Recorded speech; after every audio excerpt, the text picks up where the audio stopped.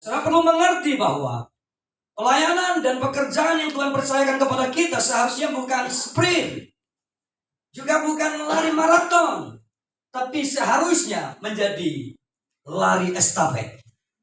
Nah, saudara mengerti bahwa ketika lari estafet apa yang terjadi? Pelari pertama dan kedua, pelari pertama tidak boleh masuk finish, injakan kaki di finish, baru lepaskan tongkatnya. Kalau dia melakukan itu, yang terjadi adalah diskualifikasi. Ketika orang pertama sudah masuk finish dan dilemparkan tongkatnya, yang terjadi apa? Diskualifikasi. Yesus tidak pernah lakukan itu. Sebelum dia mati, dia sudah melepaskan tongkatnya. Amin, saudara. Tongkat ini juga nggak boleh jatuh, saudara. Kenapa? Kalau jatuh, lontang gitu bunyi. Kebetulan ada karpetnya, jadi nggak bunyi. Apa yang terjadi? Diskualifikasi. Jadi ketika saya mendengar, ketika membaca artikel tentang tongkat estafet, dan saya mencoba membeli tongkat estafet 4 tahun lalu. Dan setiap tongkat ini saya beri nama untuk anak-anak rohani saya. One day, siapa yang akan melanjutkan pekerjaan Tuhan? Kenapa harus berpikir demikian?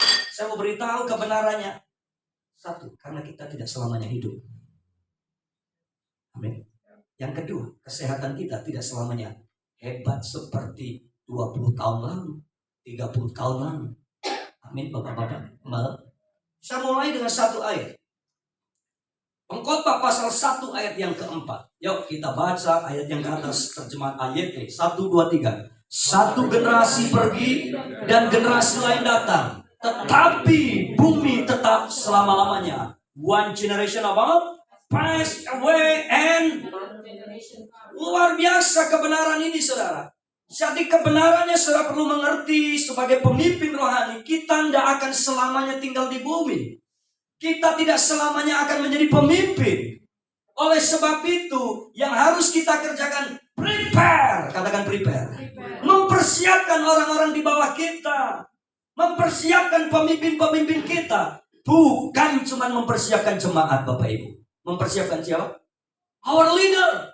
Pemimpin-pemimpin masa depan kita. Siapa gambaran kita sebagai pemimpin? Banyak orang gini, aku sukses. Tapi ketika Anda sukses, untuk diri Anda, namanya nggak sukses. Sukses itu harus ada suksesor. Sepakat katakan amin. Ketika Anda sukses untuk diri Anda sendiri, Anda nggak disebut sukses. Saudara cuma membentuk sebuah sejarah baru dan selesai, Pak. Hanya untuk dikenang. Waktu saya 5 tahun lalu kurang lebih ya, saya menulis jangan membunuh generasi, buku ini, saudara. Saya 3 bulan tanya istri saya. Waktu itu saya masih di Yogyakarta. Saya nangis, saudara. Berderayan air mata. Kenapa? Saya ini pengkhotbah generasi. Sebut gereja apa yang belum pernah saya masuki, saudara. Saya khotbah di banyak gereja. Dari Protestan, Karismatik, Injili, GKJ saya pernah khotbah. Wesleyan, Karismatik, Nasaret saya pernah khotbah. At least yang tidak karismatik pun saya masuk di dalamnya. Dan selalu pemimpin mudanya meneteskan air mata dan berkata, Pak, aku punya potensi tapi aku mati di sini. So, apa yang saya pikirkan dari situ? Saya bilang, Tuhan, kasih aku hikmat dong untuk menulis menjawab kebutuhan. Maka temanya keren banget. Jangan membunuh generasi. So, kenapa? Tokoh Alkitab sudah banyak membunuh generasi. Maka saya memulai dengan 3 dosa generasi. Next slide. Dosa generasi yang pertama adalah tidak menghormati pemimpin di atas kita. Itu dosa generasi yang pertama. Unrespect. Saya tahu Bapak Ibu sudah lebih senior dari saya harus mencoba belajar untuk respect. Tapi ketika saya mencoba memberikan keberanian untuk memberitakan firman, yang benar adalah tetap benar. Amin, saudara. Respect, menghormati, taat. Di gereja kami, saya ini adalah orang lapis keempat, saudara. Ada Pak Timotius Arifin, ada Chris Manusama Rodi Daud, ada Daniel Yanuar di sana, dan ada Chris Wesa di Amerika, semua berapa teman-teman, dan saya baru lahir keempat. Tapi saya bersyukur, setiap kali rapat dengan senior saya diajak makan bareng.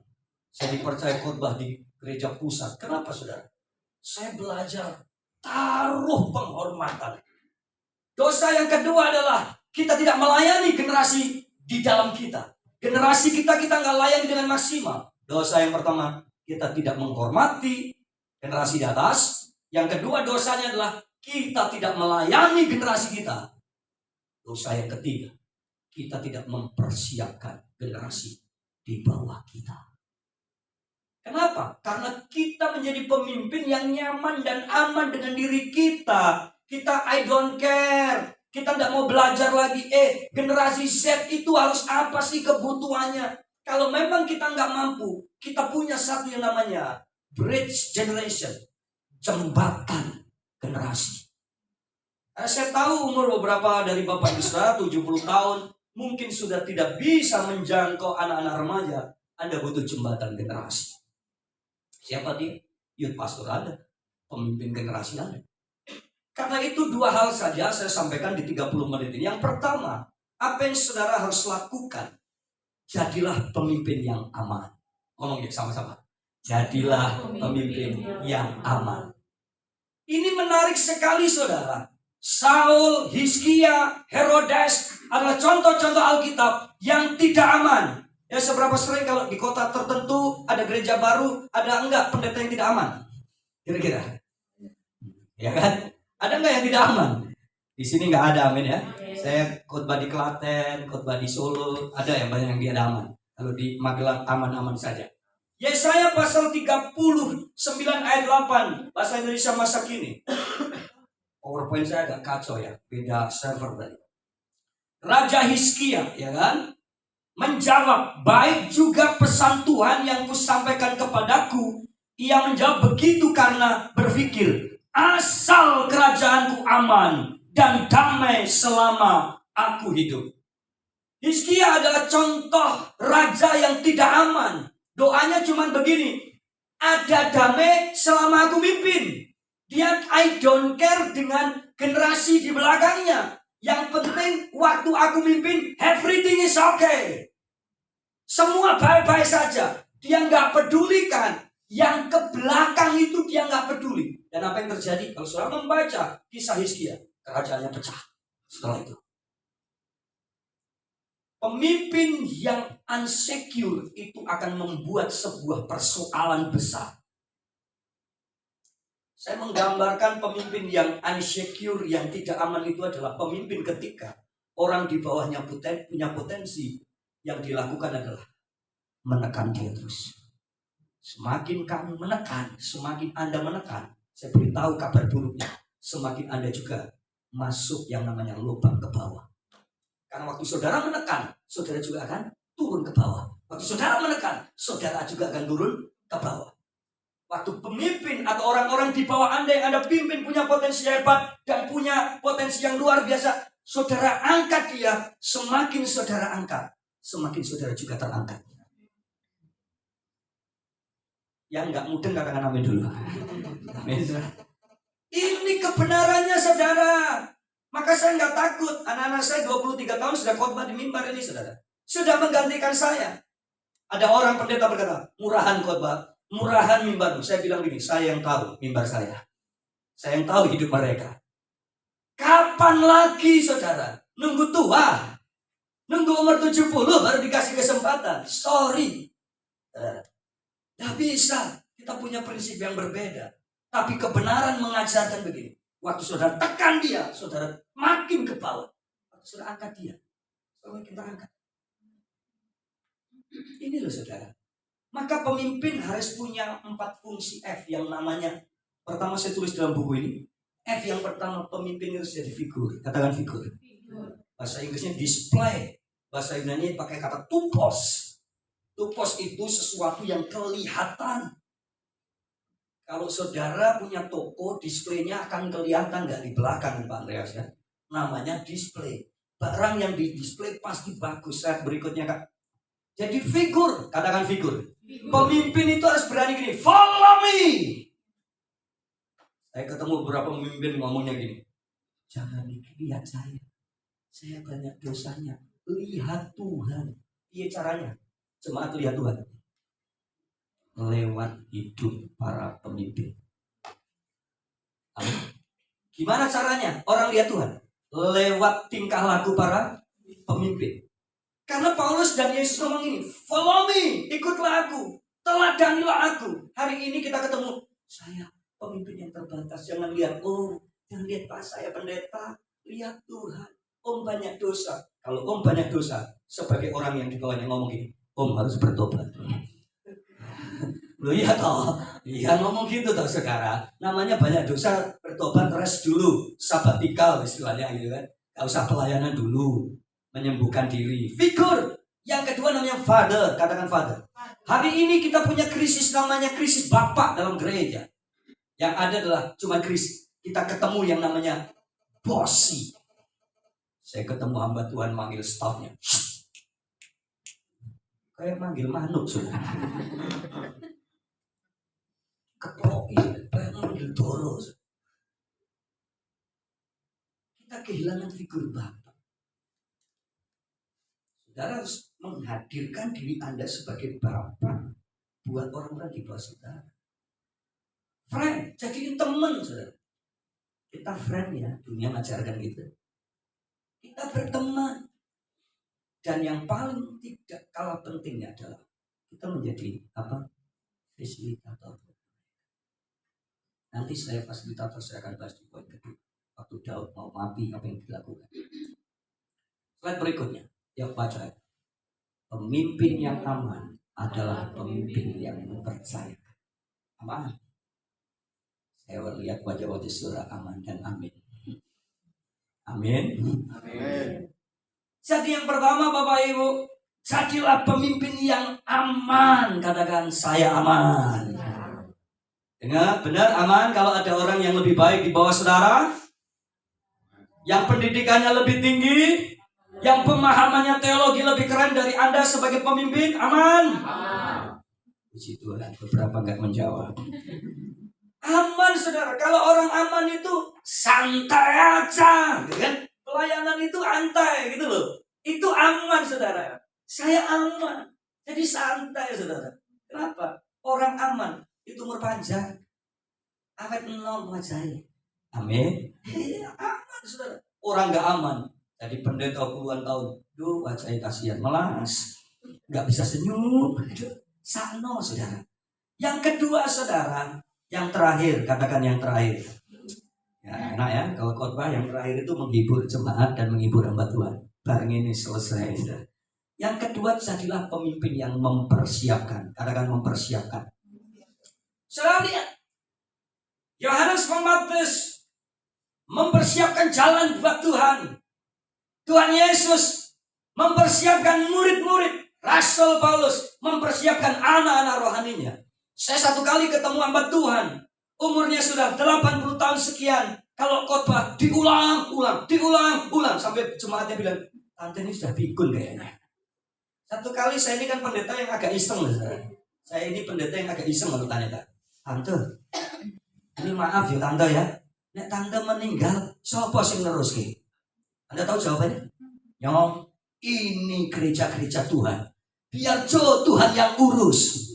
Jawabannya seperti itu. Saya bilang ini, kalau tante menjawab seperti itu, kita tidak meneladani Tuhan Yesus. Tuhan Yesus sebelum naik, dia ngapain? Prepare murid-muridnya. Betul saudara? Jawaban dia Tuhan yang urus. Artinya Anda nggak menjadi pemimpin yang bertanggung jawab. Kita harus belajar mempersiapkan. Daud 1 Tawarik 22 ayat 5. Slide berikutnya. Yuk baca ayat ini 1, 2, 3. Daud melakukan semuanya itu karena ia berpikir begini, aku harus apa? Katakan mempersiapkan. Apa? Apa yang diperlukan untuk? Sebab sedangkan maka wow, katakan wow. Saudara belajar dari Daud. Dia prepare anaknya, tapi dia prepare hal-hal yang diperlukan anaknya untuk membangun bait Allah. Halo, para leader. So, sudah prepare anak-anak kita dalam hal rohani dan jasmani? Sudah prepare pelayanan kita?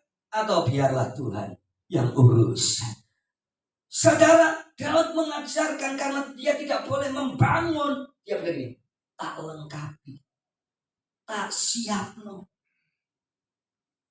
Kalau memang putra Anda panggilannya untuk melanjutkan estafet saudara, prepare dari hari sekarang. Tapi kalau anak Anda tidak yang akan melanjutkan, beri untuk anak-anak rohani Anda. Jangan paksain. Ya kan? Kita kayak memberikan sesuatu kucing dalam karung sih. Kenapa? Gak apa-apa anak saya, panggilan gak apa-apa. Kan nanti berjalan waktu kelihatan. Itu namanya apa? Memberikan kucing dalam karung. Waktu dibuka kucing garong sudah medeni. Kayak entek cuma hati kayak ngomong, oh bukan kehendak Tuhan. Nek ora, nek sial kurang bagus terus akhirnya ngomongnya apa? Bukan kehendak Tuhan. Saudara, ini penting bagi para pemimpin. Saya kebetulan hari ini berbicara di depan saudara. Kenapa? Pemimpin yang prepare. Saya prepare anak-anak saya. Kalau saudara, saya beberapa waktu baru pulang dari Balikpapan. Setiap kali saya keluar pulau, saya itu punya anak-anak rohani. Ya telepon saya, Dad, di mana? Hotel apa? Hotel ini. Saya merapat ya, Dad. Oke. Mereka panggil saya Daddy. Oke. Saya diajak makan sama mereka. Saya diajak jalan sama mereka. Jadi pelayanan di mana? Walaupun bukan di gereja di mana anak saya ada, mereka pasti datang. Bahkan anak-anak rohani saya di beberapa gereja jadi staf gembala, mereka undang saya. Bilang sama gembalanya, Pak, undang bapak saya. Anda pikir menjadi pendeta di usia muda itu gampang dipercaya? Setiap kali ada gereja yang undang saya, mereka minta video saya. Saya harus yakin ini pendeta bisa khotbah atau tidak. Ya kan? Karena ini potongan bukan pendeta, jahitan aja. Makanya saya pakai kaos garis-garis ke bawah. Ya kan, saudara, biar kayak pendeta. Ya kan? Saudara, saya pernah satu kali ngajar kuliah. Saya ngajar kuliah, masuk di lantai 3 kelas kami. Ngajar S2, saya masuk. Ada mahasiswa yang sudah di dalam lift. Tinggi banget, 180 kurang lebih. Saya lihat dia begini, dia lihat saya gini. Ya. Apa yang dikatakan? Si mahasiswa ini nggak kenal saya, dia bilang gini, mahasiswa baru ya, enak atau enggak? Saya bilang, saya nggak jawab, saya cuma lihat ke kamar mandi, cuci muka. Di mahasiswa ini duduk di kursi dosen, bawa kertas absen. Setiap kali mahasiswa masuk di absen nih. Terakhir saya masuk, sudah di absen semua kan nggak ada lagi. Saya masuk, dia bilang, siapa ya? Kok nggak ada di absen? Biasanya ada nama, mata kuliah, bawahnya dosen pengampu. Nama saya Cornelius Sabat. Lari Pak dari sini ke belakang. Maka waktu saya di khotbah di API saya bilang begini, lagu favorit saya itu, walau dunia melihat rubah. Betul saudara? Saudara, jadilah pemimpin yang mempersiapkan. Katakan prepare. Slide berikutnya. Yuk saya selesaikan slide ini. Selesai. Yuk baca. Mempercayai generasi itu beresiko. Tidak mempercayai mereka jauh lebih beresiko. Menurut beberapa penelitian di Jerman, Inggris, Belanda, gereja-gereja mengalami kekosongan dan banyak orang pamit ke gereja. Anak muda tidak tertarik masuk gereja. So kenapa? Karena ini anak muda dianggap sepele. Maka kalimat-kalimat untuk anak muda bilang begini, masih bau kencur. Betul? Saya bilang begini, puji Tuhan bau kencur, asal bukan bau terasi. Masih ingusan, masih hijau, itu kalimat. Hari ini kalau saya boleh berdiri di depan saudara, mungkin selisih usia kita ada beberapa. Saya mungkin usia dengan anak atau putra saudara, tapi saya mau kasih tahu. Saya ketemu pemimpin saya, Bapak Timotius Sarigit. Kamu bisa. Saya ngedek sudah. Saya pernah khotbah di depan dia. Saya ingin cepat-cepat selesai. Mana perasaannya sudah. Dia peluk saya bilang, Isol, bisa deh. Ya wis, lanjut deh. Kenapa saudara? Mempercayai generasi itu beresiko. Tapi kalau nggak mempercayai mereka jauh lebih berisiko. Banyak gereja dimasukin para jompoan-jombowati. Tapi ada gereja yang cuma ada panti asuhan. Anak semua cuma banyak anak ribut. Tapi yang satu jompo. Kalau jompo tinggal nunggu waktu. Kenapa? Karena anak-anak Anda tidak dipercaya. Slide yang terakhir. Dan ini khotbah yang terakhir. Baca 1, 2, 3. Tanpa rasa aman. Waktu saudara tidak punya rasa aman, saudara bilang, sorry, aku nggak bisa percaya. Karena kita nggak punya rasa aman. Tapi waktu kita punya rasa aman, yuk jalan baik, yuk main baik. Tanya, anak-anak yang lain saya udah utus mereka khotbah 500 jiwa, SMK 500 orang. Saya suruh khotbah di sekolah-sekolah. Saya bilang, jangan saya diundang. Kalau mau anak-anak saya yang tak suruh khotbah, boleh. Kalau boleh mereka berangkat. Tapi kalau nggak boleh, saya menjadi berangkat. Saya nggak bisa waktunya. Mereka bilang, kalau Pak Kornel yang rekomendasi, siap, boleh. Saya bilang sama anak-anak saya, awas, pemain cadangan tidak boleh bikin gol bunuh diri. Kalau pemain cadangan bikin gol bunuh diri, seumur hidup dia tidak boleh main lagi. Saya bilang ini, pemain cadangan bikin gol sebanyak-banyaknya di kandang lawan. Dan orang bisa aplaus. Dan besok kamu akan diundang lagi. Jadi mari belajar bersama-sama. Saya juga masih belajar. Tapi percayalah, kalau kita mau passing the button, kita akan menjadi pemenang sejati sebagai seorang pemimpin. Amin. Kalau anak Anda, putra Anda tidak terpanggil untuk melayani, ojo dipaksa. Kasih anak rohani Anda yang punya panggilan. Wah, ini kan yang merintis aku. Gereja Tuhan. Kita sering berbohong. Doa kita, Tuhan ini gerejamu. Tiba-tiba Tuhan bilang, jangan kasih anakmu. Tuhan aku kan yang merintis. Milikmu juga kan. Kita ini kadang-kadang bohong sama Tuhan. Ya kan? Hari ini masih tepat. Lemparkan sebelum Anda sentuh garis finish. Kita berdoa. Tuhan Yesus, kami belajar